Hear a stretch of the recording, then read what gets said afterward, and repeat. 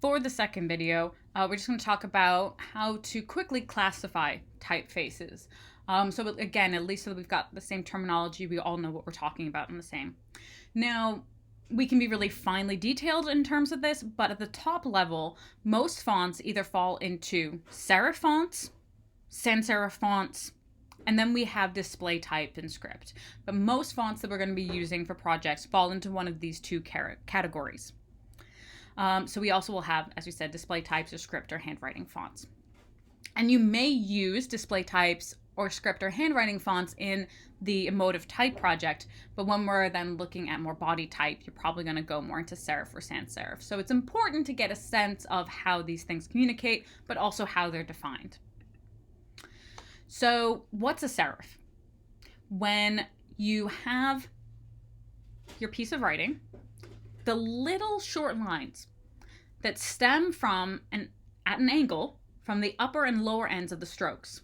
So if you think about the fact that all this came from calligraphy originally, that would be that little piece that was done by the calligraphic nib at the ends of the letters when they're actually making the strokes.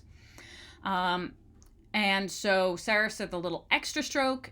You'll find them at the ends of the vertical and horizontal strokes of some letter forms. So here we can see an example of a serif font.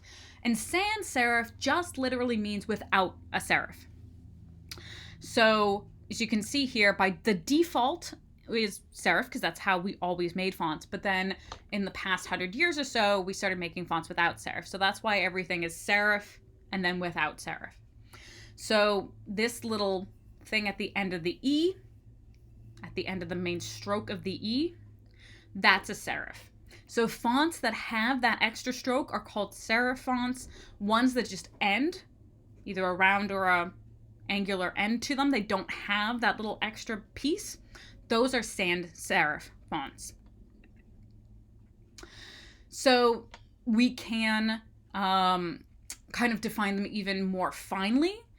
Some people will talk about sans serifs as grotesques or Gothic, and serif types as Roman or Latin. But for our purposes, we're talking about serifs if they have it, sans serif if they don't.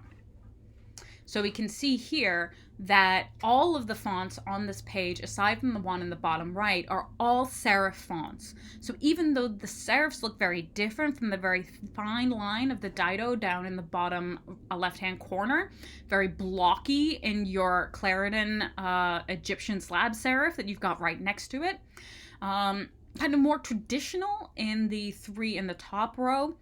Even though they look different, they're all serif fonts because they all have that little stroke. Whereas the bottom right-hand one, the monotype grotesque regular, that's the only sans serif in all of these. So if I were to ask you to identify a serif and a sans serif, you would need to be able to point to any of the ones other than the bottom right and say those are serif fonts, and then the bottom one is a sans serif.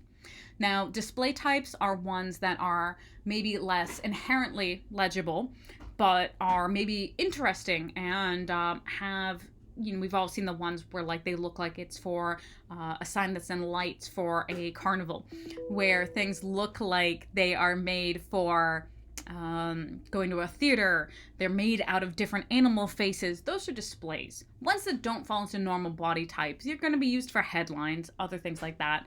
And obviously script and calligraphy fonts and handwriting fonts are ones that look like people did them by hand with either a pen and ink or just by writing by their normal handwriting. So should be fairly self-explanatory for the other ones, but these are kind of the categories that we roughly group fonts into. Traditionally, we're going to prefer serifs for printed body text, and printed being the key word here, because our eyes use the serif to kind of lead us from one letter form to another. We don't actually read letter by letter usually. We actually will take in the whole word and we use the shape of the word for us to read more quickly. On screen, we're going to use sans serif more simply because screen resolution, we can sometimes have those serifs break up at small point sizes, and you actually gets to be kind of busy and it can have some like almost shimmering effect. So you don't want to be distracting. So serifs, printed body text, sans serif, screen body text. And in terms of readability, remember that upper and lowercase letters together are going to be easier to read than something that's all capitals. And again, this is because we don't tend to read letter by letter, but we take in a word as a whole with a shape to it. That way, if it's all in capitals, it's just a rectangular block. There's no differentiation. There's no ascenders and descenders for our eye to pick up on to help us read more quickly.